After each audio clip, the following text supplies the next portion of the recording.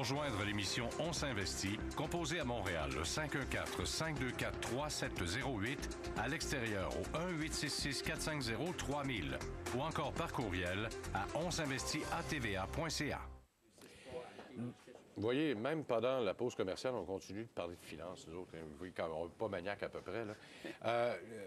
D'abord, juste avant de retourner à Carl, il y a Michel. Il y a Michel aussi, là, qui se fait poser des questions souvent. Oui, mais tu nous recommandes des fonds, mais vous allez où exactement? Est-ce que vous en achetez de ces fonds-là? C'est-tu vrai que vous en achetez? Écoutez, moi, personnellement, mes sous sont que des fonds. J'ai aucune action, aucune obligation.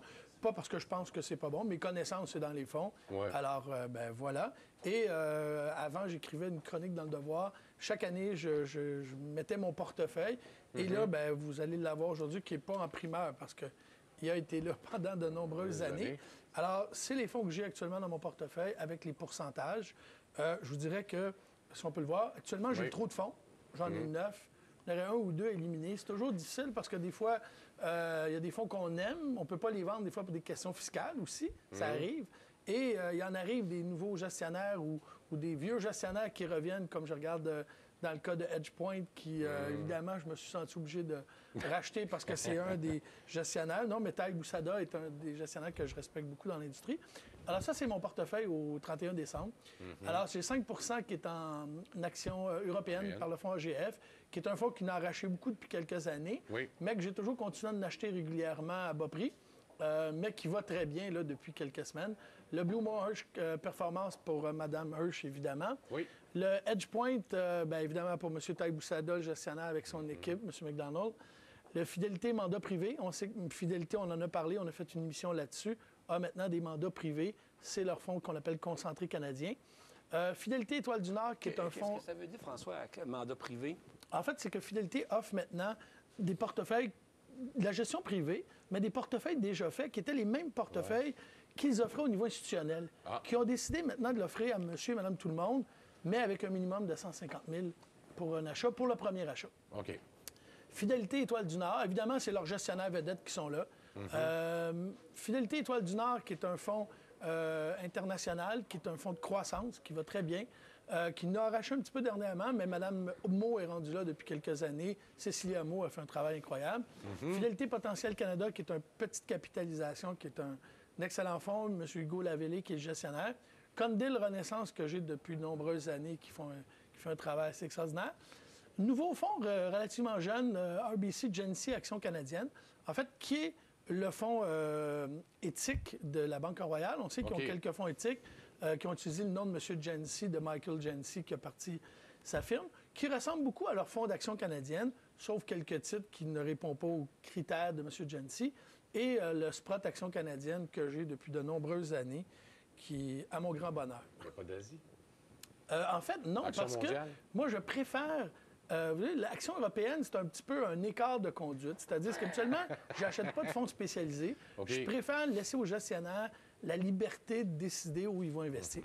Qu'est-ce que ça a donné, ce portefeuille-là? Ben, on voit, dans la dernière année, 33,1 pour un indice, l'indice S&P 17,6. Sur 5 ans, en fait, chaque année, sauf sur 3 ans, j'ai battu l'indice de la bourse. Et ça, c'est net de frais. Alors, les gens qui disent qu'avec des fonds, pas réussir. Évidemment, c'est un portefeuille, il n'y a pas d'obligation, il n'y a pas de revenu fixe. C'est un portefeuille qui me convient. Je ne suggère pas nécessairement à vos auditeurs d'acheter ce portefeuille-là parce que ça leur convient peut-être pas. Mais au niveau du risque, et le portefeuille est aussi un petit peu plus à risque que notre indice de référence. Bon, bien, excellent. Alors, vous avez tous les secrets de Michel, Marcoux, puis nous, un jour, on révélera un autre. Hein? Mais on va rendre service via Twitter. Si vous êtes abonné via Twitter, à chaque semaine, Michel envoie la chronique sur Twitter. Et on pourra peut-être le... Je vais le faire ajouter, ça, ces deux derniers graphiques qu'on vient de vous montrer sur le site Internet d'argent.canoë.ca dans l'onglet Forum. Je vais le dire, là, un jour. Est-ce que tu revises régulièrement la composition? Je rééquilibre, premièrement, régulièrement mes portefeuilles. Je vais le faire habituellement aux 3 mois, des fois aux 6 mois. Par contre, si un écart de moins de 2,5 % je ne le fais pas, là, ça ne vaut pas la peine. Je vais, évidemment, les gestionnaires, je fais un bon suivi. C'est vraiment des fonds avec qui je travaille régulièrement, quotidiennement, je dirais. Mais je suis aussi très patient. C'est-à-dire qu'un gestionnaire qui va faire un petit peu moins bien, on sait qu'il y a certains gestionnaires qui, par exemple, dans une période de croissance ou une période où ça va baisser beaucoup, qui vont moins bien performer que d'autres, mais qui reviennent, mais qui ont une constance dans leur façon de gérer. Tu évaluerais ton taux de roulement à combien par année, un fonds que tu vas vendre et que tu vas remplacer par un autre? Idéalement, je voudrais mourir avec ce portefeuille-là. Ah oui? Ah oui? Bon. Alors, tu n'as pas fait de changement à ce portefeuille? Non, le portefeuille, tout ce qu'il y a eu comme changement dans les 3 dernières années, le RBC que j'ai rajouté Genesee, qui est un nouveau fonds qui n'existait pas, parce que je crois au fonds éthique, puis je veux encourager. Le fonds EdgePoint, qui est nouveau, qui a 2 ans, qu'on ne pouvait pas acheter avant. Les autres, ça fait plusieurs années qu'ils sont là. Mais pourquoi alors, si c'est ceux-là avec lesquels tu travailles et tu te sens à l'aise, je vais poser peut-être une question qui va peut-être paraître idiote, à part les obligations, il faut rajouter, moi, j'irais simplement avec ces fonds-là.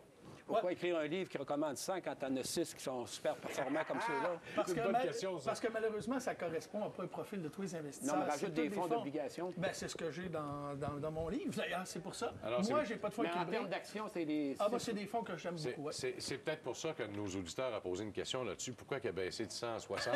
Mais on répondra à cette question-là dans quelques instants. La première question...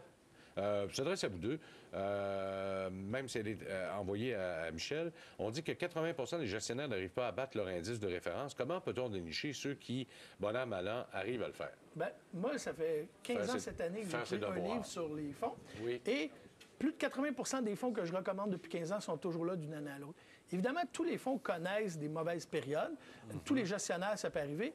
Et, règle générale, les investisseurs liquide très rapidement un gestionnaire qui va sous-performer pendant des fois 3 mois, 6 mois, 1 an. Et je pense qu'il faut être patient. Un gestionnaire ne peut pas, à chaque trimestre, à chaque semaine, battre son indice de référence. Puis il y en a que ce n'est pas toujours l'objectif. Vous savez, si vous avez un gestionnaire qui a un portefeuille équilibré, mais que c'est un gestionnaire qui prend le moins de risques possible, qui convient à certains investisseurs et pas à d'autres. Tantôt, on donnait mon exemple de mon portefeuille. C'est mon portefeuille personnel, mais qui ne convient pas à beaucoup d'investisseurs parce qu'il est très à risque, la volatilité est très élevée.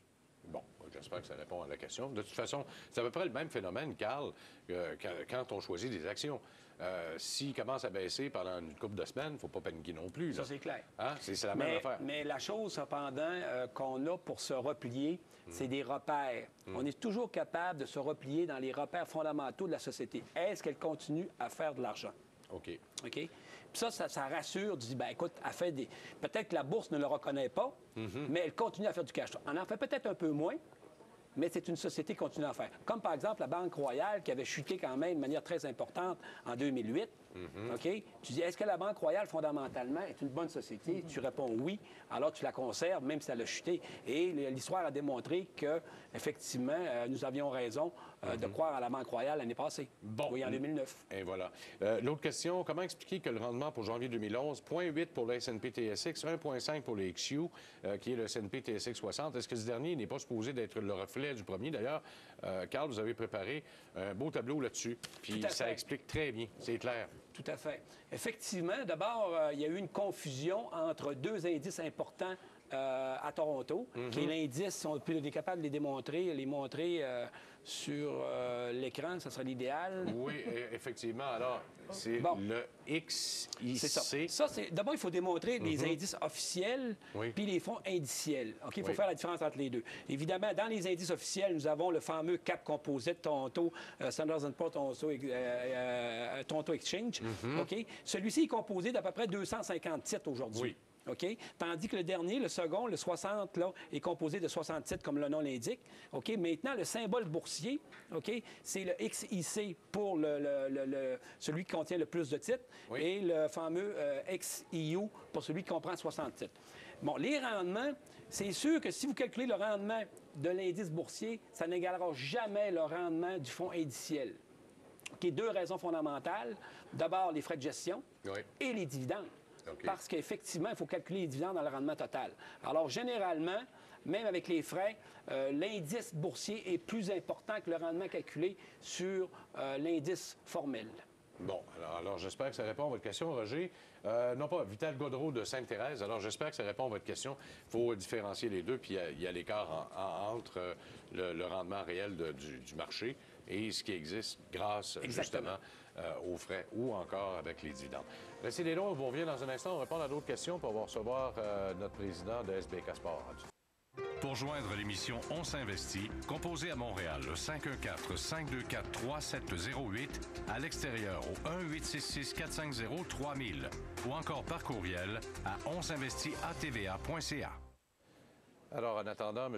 Guilbeault de SBK Sport, je vous rappelle que SBK a fait son entrée en bourse il y a à peu près 2 semaines au prix nominal de 5 cents l'action. C'était pas beaucoup. Remarquez que c'est une très petite entreprise sur le venture. Vous allez chercher 850 000 avec ça pour poursuivre le développement de l'entreprise Sherbrooke SBK. Et on apprendra à mieux connaître cette entreprise-là également. On va poursuivre avec nos questions avec nos 2 invités, Michel et également Carl Simard. Roger qui se demande comment se fait-il que Sherritt S à Toronto est si déprécié en comparaison des 2 autres, Hudbay Minerals et Quadra Phoenix Mining, HBM et QUX.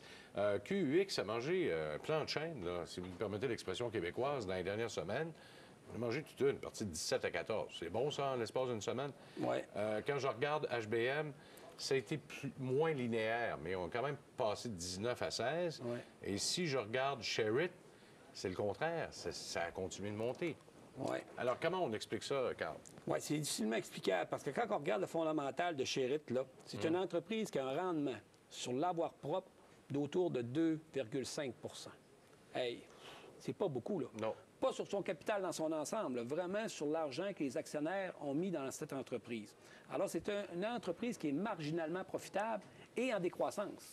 Okay. Ben, du côté de la profitabilité. C'est très spécialisé. Ils sont dans le cobalt puis des Oui, modèles de même. effectivement. Comparativement aux autres, il y a du zinc, il y a du cuivre, il y a Un peu plus. de l'argent. Alors, fondamentalement, là, moi, personnellement, si j'avais ce titre, j'avais eu la chance de l'acheter à un bon prix, là, aujourd'hui, là, je le liquiderais parce que je me demande qu'est-ce qui peut arriver de fondamental, parce qu'il y a une grosse amélioration à faire au niveau de la rentabilité pour justifier un cours à ce niveau. Alors, en plus de ça, il est presque au sommet de son cours des 12 derniers mois. Oui, effectivement.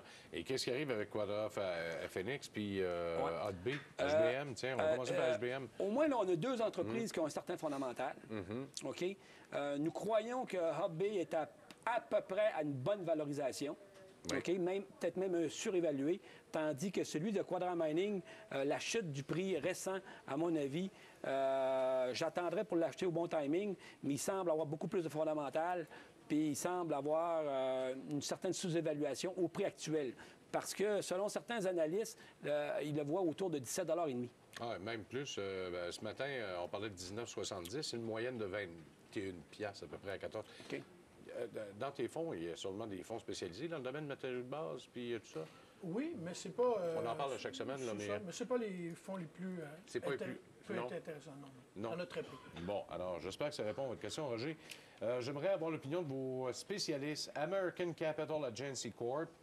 À la Bourse de New York, c'est AGNC. AGNC, donc ça doit être sur le Nasdaq, ça. AGNC. Alors, American Capital Agency Group. Il est sur le New York, si je me souviens bien. Oui, effectivement. En plus de cela. Oui, Nasdaq. OK, Nasdaq. Excuse. Le Q. Oui. OK, désolé. Alors, c'est une entreprise qui est dans l'investissement immobilier, qui investit dans des hypothèques qui sont garanties par le gouvernement, par la FEMA ou encore... le REIT distribue 100 % des revenus nets en dividendes, qui est de 5,40 par action par année, rendement de 19 % au cours actuel. Compte tenu de la garantie gouvernementale et le marché hypothécaire aux États-Unis, est-ce un bon investissement? Ce qui est intéressant sur ce plan, le monsieur a fait ses devoirs. Oui. Parce que tout ce qui est écrit, c'est vrai. Bon. OK? Je ne sais pas comment il a réussi à trouver ce titre-là, parce que c'est quand même un petit titre. Hein? Ses revenus ont doublé là, dans les 2-3 dernières années. Il fait autour de 300 millions de dollars actuellement. 300 millions de dollars pour être public aux États-Unis, c'est très peu. OK? Oui. C'est vrai qu'est-ce qu'il dit au niveau du rendement du dividende. C'est presque trop beau pour être vrai. OK? Je ne sais pas, il faudrait poursuivre l'analyse fondamentale, connaître plus les gestionnaires, Parce que moi, j'achèterais ce titre-là demain matin, là, basé sur qu'est-ce que j'ai vu. Mais j'ai toujours peur de... Je ne crois pas au Père Noël. Hein? Le Père Noël ne passe pas souvent. Mais en tout cas, dans ma cour. Comme tout est garanti là-dedans par les agences gouvernementales, c'est peut-être pour ça. On avait une compagnie qui était garantie qui s'appelait les FAME puis tout ça. Là, oui. Ouais, les deux aux États-Unis. On a vu qu'est-ce que ça a donné. Hein? Quelques années, ça parlait des Brady Bunch. Je sais pas Ouais. La SHL. OK. Merci, messieurs, pour les réponses aux questions. On va aller tout de suite.